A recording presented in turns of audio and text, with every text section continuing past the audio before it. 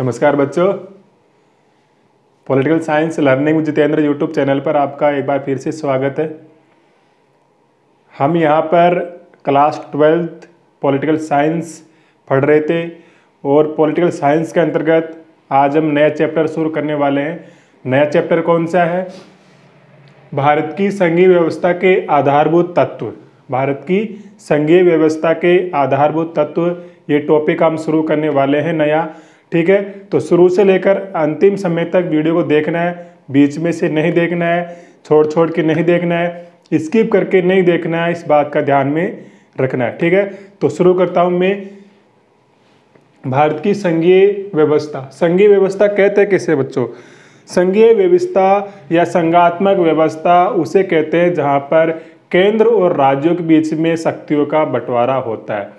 केंद्र और राज्य अपने अपने अधिकार क्षेत्र में रहते हुए कार्य करते हैं, एक दूसरे के कार्यों में किसी प्रकार का कोई भी हस्तक्षेप नहीं करता है। ये संघात्मक शासन व्यवस्था होती है। ठीक है, और संघात्मक शासन व्यवस्था के अंतर्गत होता क्या है?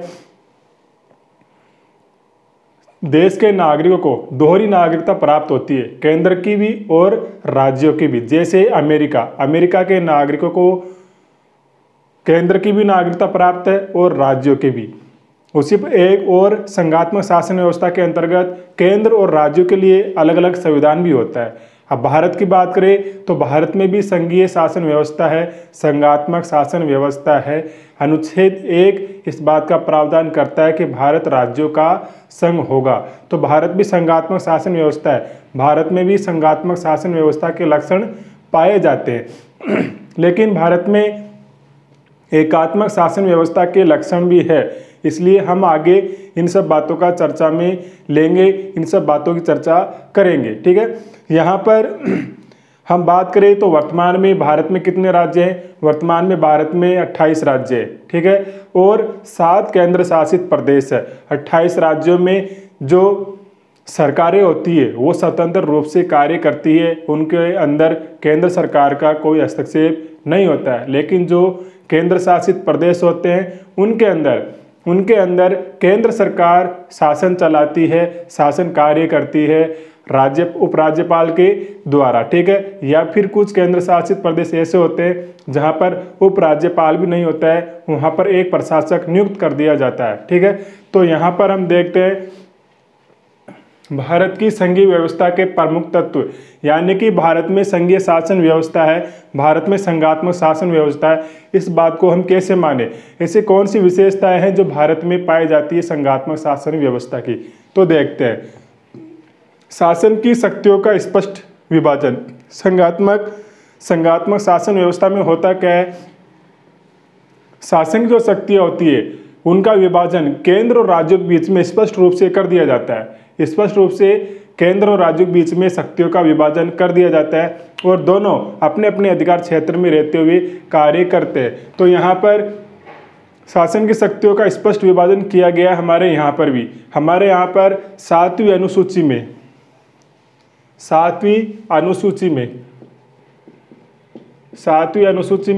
3 अनुसूचियां है। कौन? 3 अनुसूचियां है, संघ सूची, राज्य सूची और समवर्ती सूची। ठीक है, 3 अनुसूचियां है, संघ सूची, राज्य सूची और समवर्ती सूची। संघ सूची के अंतर्गत कानून बनाने का काम करता है केंद्र सरकार और राज्य सूची के अंतर्गत कानून बनाने का कार्य करती है राज्य सरकारें। और समवर्ती सूची जो है इसके अंदर कानून बनाने का कार्य करती है केंद्र सरकार और राज्य सरकारें। लेकिन समवर्ती सूची के लिए एक ऐसा प्रावधान किया गया है कि यदि समवर्ती सूची के लिए यह प्रावधान किया गया है कि यदि समवर्ती सूची के किसी विषय पर केंद्र और राज्य के द्वारा बनाए गए कानून को लेकर टकराव होता है तो टकराव होने तक जहां पर उन दोनों बीच में टकराव हो रहा है, जिन विषयों को लेकर टकराव हो रहा है उन विषयों तक राज्य के द्वारा बनाया गया कानून क्या होता है? अमान्य होता है। तो हमारे यहाँ पर शासन की शक्तियों का स्पष्ट विभाजन किया गया है और यही व्यवस्था संघात्मक शासन व्यवस्था में पाई जाती है और यही व्यवस्था भारत में भी पाई जाती है। संघ सूची, राज्य सूची और समवर्ती सूची के द्वारा शक्तियों का स्पष्ट विभाजन हमारे यहाँ पर केंद्र और राज्यों के बीच में किया गया है। तो ये ध्यान में रखना है कि भारत में संघात्मक शासन व्यवस्था का प्रमुख तत्व कौन सा है, प्रमुख लक्षण कौन सा है, प्रमुख विशेषता कौन सी है। तो एक होगी हमारी शासन की शक्तियों का स्पष्ट विभाजन किया गया है। अब संघात्मक शासन व्यवस्था में एक निष्पक्ष और स्वतंत्र न्यायपालिका का होना भी अनिवार्य होता है। संघात्मक शासन व्यवस्था के अंतर्गत निष्पक्ष और स्वतंत्र न्यायपालिका का होना अनिवार्य होता है, क्योंकि संघात्मक शासन व्यवस्था के अंतर्गत राज्यों के और केंद्र के बीच में किसी न किसी बात को लेकर झगड़ा हो सकता है, वाद विवाद हो सकता है। तो इन केंद्र और राज्यों के बीच में जो झगड़ा हो रहा है, इन झगड़ों को मिटाने का कार्य कौन करेगा, इनका समाधान कौन करेगा, इसके लिए एक ऐसी संस्था का होना अनिवार्य है जो निष्पक्ष हो और स्वतंत्र रूप से बिना किसी दबाव में कार्य करती हो। तो वहाँ पर हम न्यायपालिका ही ऐसी संस्था को मान सकते हैं जो न्यायपालिका निष्पक्ष रहकर, स्वतंत्र रहकर, बिना किसी दबाव में आए इन दोनों के झगड़ों को समाप्त कर सकती है, इन दोनों विवादों की सुनवाई कर सकती है। तो संघात्मक शासन व्यवस्था के अंदर निष्पक्ष और स्वतंत्र न्यायपालिका पाई जाती है। तो क्या भारत में भी स्वतंत्र और निष्पक्ष न्यायपालिका पाई जाती है? भारत में भी स्वतंत्र और निष्पक्ष न्यायपालिका पाई जाती है, जहाँ पर हम बात कर लेते हैं सुप्रीम कोर्ट की या फिर हाई कोर्ट की। लेकिन हमारे यहाँ पर केंद्र और राज्यों के बीच में किसी भी प्रकार का झगड़ा होता है, दो या दो से अधिक राज्यों के बीच में किसी भी प्रकार का झगड़ा होता है, तो उस झगड़े को मिटाने का कार्य कौन करता है? Supreme court. उस झगड़े की सुनवाई कौन करता है? Supreme court. तो हम ये कह सकते हैं कि भारत में संघात्मक शासन व्यवस्था का दूसरा लक्षण जो ये होता है निष्पक्ष और स्वतंत्र न्यायपालिका का होना, वो भी पाया जाता है। तो भारत में इस आधार पर हम कह सकते हैं कि भारत में संघात्मक शासन व्यवस्था है।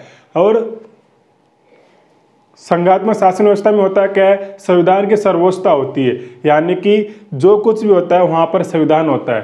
संघात्मक शासन व्यवस्था के अंतर्गत संविधान होता है, सर्वोच्च होता है, उसके ऊपर कोई नहीं होता है। तो क्या ऐसी विशेषता हमारे भारत में पाई जाती है?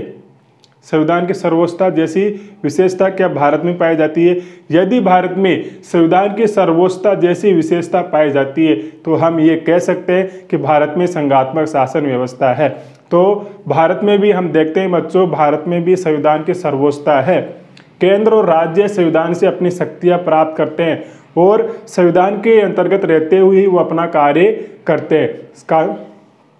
संविधान से ऊपर कोई भी नहीं है, जिस किसी को कार्य करना है वो संविधान के अंतर्गत रहते हुए ही करेगा।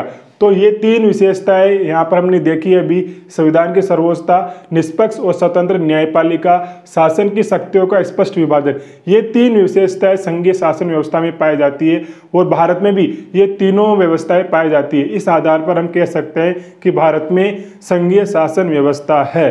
ठीक है, और आगे देखते हैं क्या क्या विशेषता है संघीय शासन व्यवस्था की।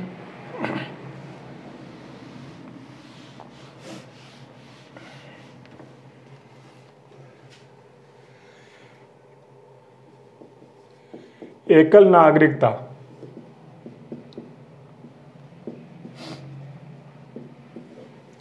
एकल नागरिकता और है उच्च सदन का राज्यों का सदन होना, उच्च सदन का राज्यों का सदन होना, और राज्यपाल का पद, राज्यपाल का पद। ठीक है, तो ये देखते हैं पहले तीनों पॉइंट। एकल नागरिकता, वैसे संघात्मक शासन व्यवस्था के अंतर्गत दोहरी नागरिकता पाई जाती है। जैसे अमेरिका में दोहरी नागरिकता है, वहाँ के नागरिकों को राज्य की भी नागरिकता प्राप्त है और केंद्र की भी नागरिकता प्राप्त है। लेकिन हमारे यहाँ भारत में संघात्मक शासन व्यवस्था है, लेकिन हमने यहाँ पर एकल नागरिकता को अपनाया है, यानी कि भारतीय नागरिकों को सिर्फ केंद्र सरकार की नागरिकता प्राप्त होती है। केंद्र सरकार की नागरिकता प्राप्त होती है क्योंकि भारत एक बहुत बड़ा विशाल क्षेत्र है और भारत की एकता अखंडता को बनाए रखने के लिए ये अनिवार्य है कि एकल नागरिकता भारतीयों की रखी जाए। भारतीय नागरिकों को एकल नागरिकता प्राप्त हो सिर्फ और सिर्फ भारत की, वो ये समझे कि मैं भारत का नागरिक हूँ, राज्य का नागरिक, राजस्थान का नागरिक, मध्य प्रदेश का नागरिक, यूपी का नागरिक नहीं हूँ। यदि हमारे अंदर ऐसी भावना आ जाती है कि मैं उत्तर प्रदेश का नागरिक हूँ, राजस्थान का नागरिक हूँ, मध्य प्रदेश का नागरिक हूँ, तो ऐसी कंडीशन में उनकी श्रद्धा, उनकी निष्ठा पूरे देश के साथ होने के बजाय अपने राज्य के प्रति हो सकती है। तो ये देश की एकता और अखंडता के लिए खतरा हो सकता है। इसीलिए हमारे संविधान निर्माताओं ने एकल नागरिकता का हमारे यहाँ पर प्रावधान किया है। ठीक है।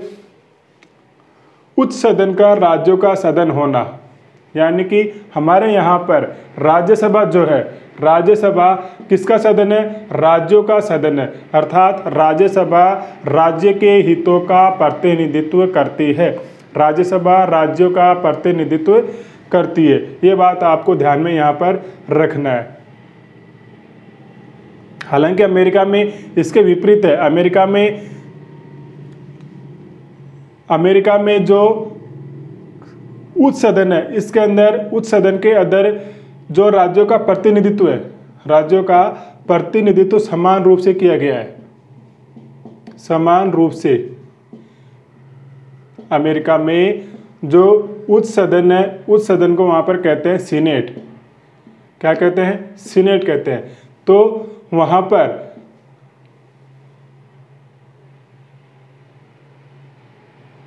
राज्यों का वहां पर राज्यसभा में समान प्रतिनिधित्व है, जबकि हमारे यहाँ पर राज्यसभा में राज्यों का समान प्रतिनिधित्व नहीं है। यहाँ पर राज्यसभा में राज्यों का जो प्रतिनिधित्व किया गया है वो जनसंख्या के आधार पर किया गया है। ठीक है। और राज्यपाल का पद, राज्यपाल भारतीय संघीय व्यवस्था का एक महत्वपूर्ण अंग माना जाता है और राज्यपाल केंद्र के द्वारा नियुक्त होता है राज्यों के अंदर। ये ध्यान में रखना है। और केंद्र के द्वारा नियुक्त होता है और कभी कभी राज्यपाल की नियुक्ति को लेकर क्या हो जाता है? विवाद भी हो जाता है, क्योंकि राज्यपाल जो है, राज्यपाल राज्यों में केंद्र के एजेंट के रूप में कार्य करता है। एजेंट के रूप में कार्य करता है, केंद्र के प्रतिनिधि के रूप में कार्य करता है। इसलिए कभी कभार हमारे यहाँ पर राज्यपाल के पद को लेकर विवाद भी हो जाता है कि राज्यपाल को केंद्र सरकार अपने हाथ में करके चलती है। ठीक है। तो ये संघीय शासन व्यवस्था के जो प्रमुख लक्षण है, विशेषताएं जो भारत में पाई जाती है, वो हमने देखी है यहाँ पर। ठीक है।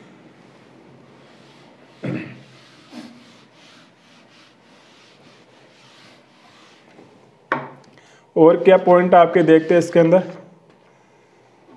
एकात्मक लक्षण, संघीय शासन व्यवस्था के लक्षण पूरे हो गए। देखते हैं एकात्मक लक्षण क्या क्या दे रखा है इसके अंदर। एकात्मक लक्षण यानी कि भारत में संघीय शासन व्यवस्था पाई जाती है, इसकी विशेषताएं हमने देख ली। अब भारत में एकात्मक शासन व्यवस्था है, इसकी क्या विशेषता है? तो भारत में क्या है? एक संविधान है, जबकि संघात्मक शासन व्यवस्था में क्या होता है? दो संविधान होते हैं, राज्यों के लिए अलग, केंद्र के लिए अलग। और अविशिष्ट शक्तियां केंद्र के पास होती है। यानी कि एकात्मक शासन व्यवस्था के अंतर्गत होता क्या है, अभी चर्चा करते हैं। देखो, संविधान संशोधन,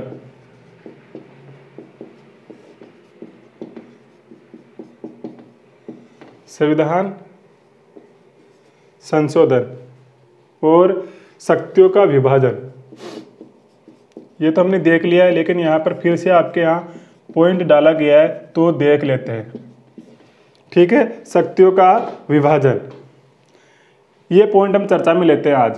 पहले संघात्मक शासन व्यवस्था की विशेषताएं हमने देख ली। संघात्मक शासन व्यवस्था के अंतर्गत क्या होता है और भारत में संघात्मक शासन व्यवस्था के कौन से लक्षण पाए जाते हैं, कौन सी विशेषताएं पाई जाती है। आप देखते हैं एकात्मक शासन व्यवस्था। एकात्मक शासन व्यवस्था में होता क्या है बच्चों? एकात्मक शासन व्यवस्था में केंद्र शक्तिशाली होता है।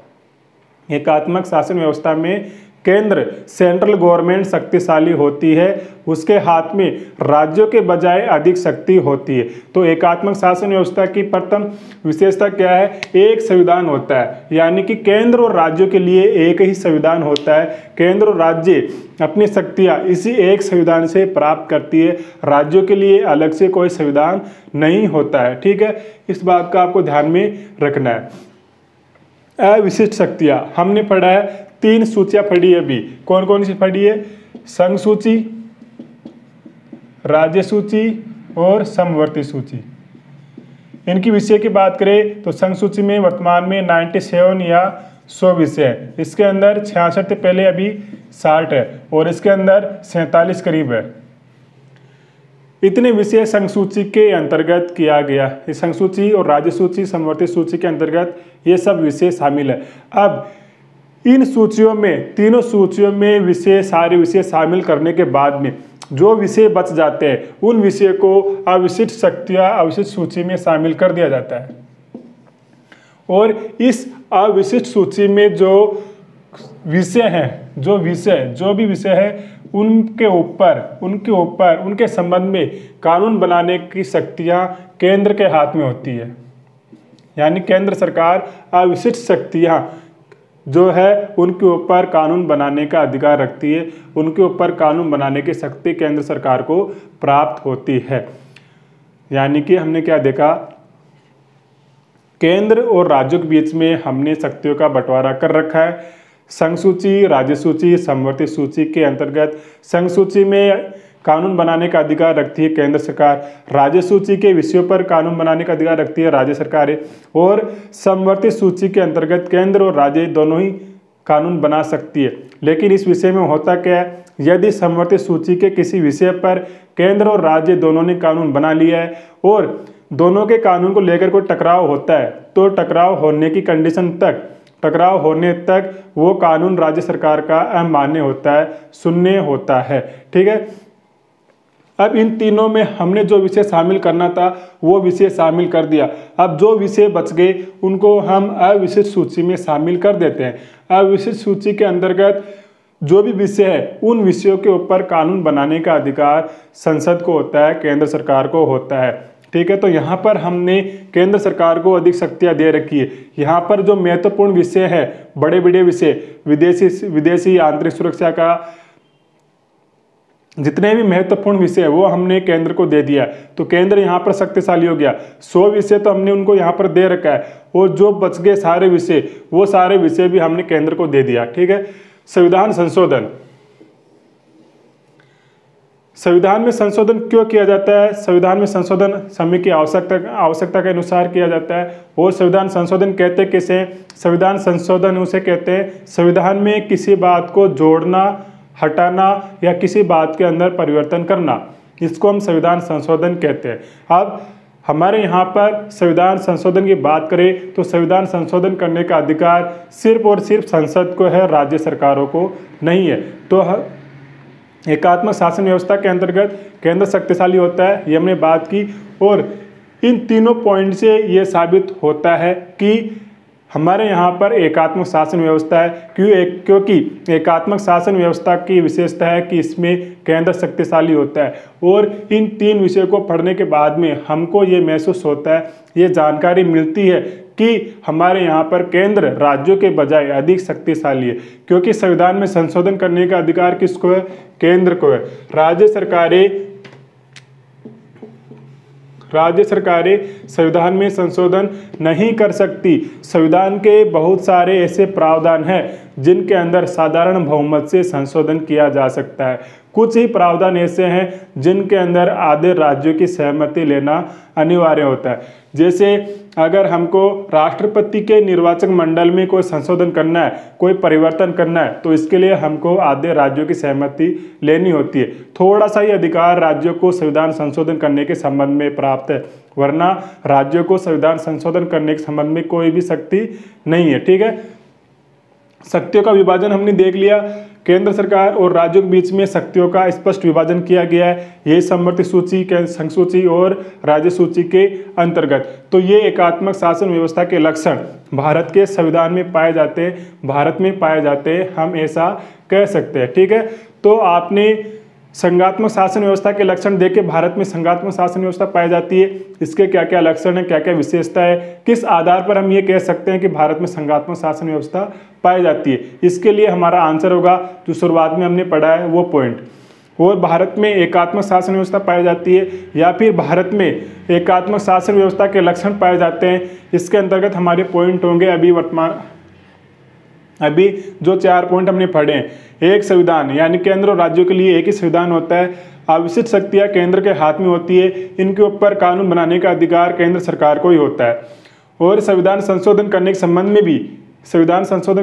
में भी केंद्र को ही शक्तिशाली यहाँ पर बनाया गया है, यानी कि केंद्र ही संविधान में संशोधन कर सकता है, राज्य सरकारें केंद्र में संविधान में संशोधन नहीं कर सकती।